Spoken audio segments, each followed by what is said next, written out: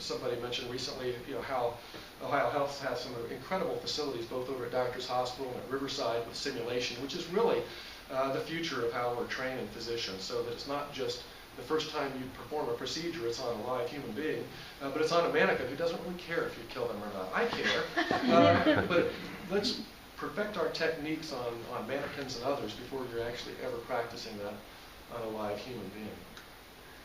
The anatomy lab will look something like this when it's done. As I said, the porta potty is gone, don't worry about that. These are some pictures of the campus and the development. These buildings have been around, I believe, since about the 1980s.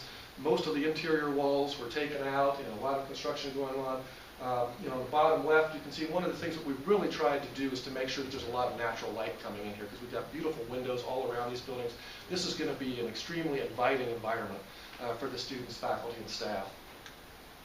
I took this just because, for those of you who are Bobcats, you recognize there's a lot of brick in Athens, and while it was too expensive to do brick everywhere here, we did put some brick accents in. For me, I don't know, why is this? Well, this was the first light pole that went up. But that reminded me so much of what this campus is going to look like. I mean, just a neat feel, walking around, beautiful architecture, beautiful hardware, and I think that the students are going to feel very much at home here.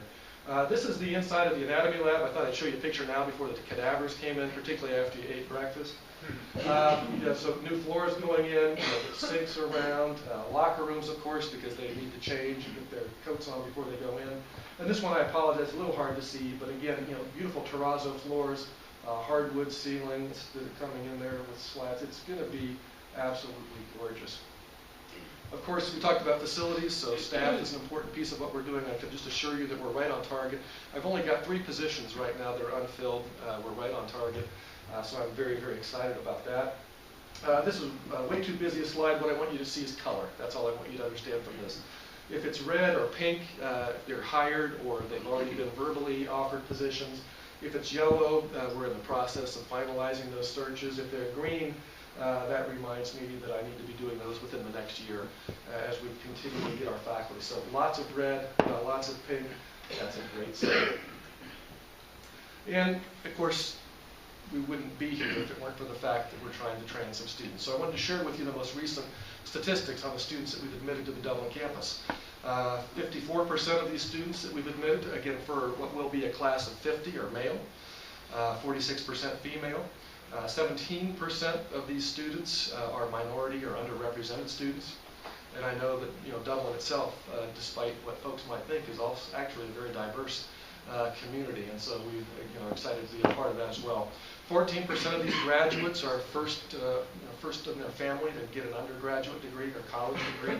And again, these things are done for a reason. There are a number of characteristics that are leading towards the development of folks that might choose primary care. Ladies more than men, first generation college, minority and underrepresented, folks that came from smaller rural or urban underserved communities are more likely to choose primary care. And so those are some of the things beyond grade point averages and medical CAT admission tests that we look at as well. And I think we were talking to you all, you might like to know a little bit about what this means for the community. We will spend between the purchase of the property and the construction, the $25 million.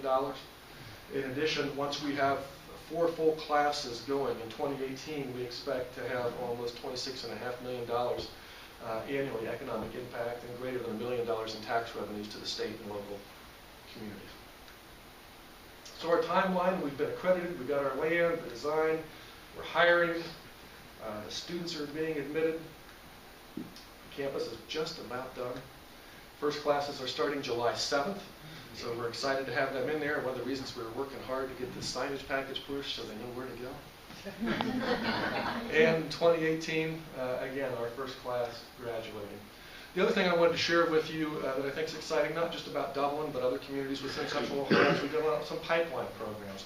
And that is where we are identifying with our partners, and in Central Ohio, that's Otterbein and Ohio Dominican, outstanding high school seniors that have shown academic success, a heart for volunteerism, empathy, and giving them an opportunity to give them automatic admittance to the College of Osteopathic Medicine here in Dublin if they meet certain requirements throughout their 4 years of undergraduate at one of these 2 institutions. So we're working with them, and actually there are two pieces of this program. One is a 4-4, so you do your 4 years undergraduate, 4 years of medical school, but there's also a 3-4 program for those exceptional students that want to reduce the time that they spend in their undergraduate career and have their first year in medical school really count towards that last year in college. And again, we think one of the things that that will do, of course, is to help reduce the financial debt burden for them as well. The last time that the Bobcats came to town, you might recognize Lynx Rufus. Rufus is the mascot for OU. You might recognize this character too.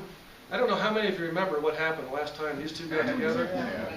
They mixed it up, and we're going to make sure that Rufus comes up for our grand opening, but we're hoping that the Buckeye will stay away.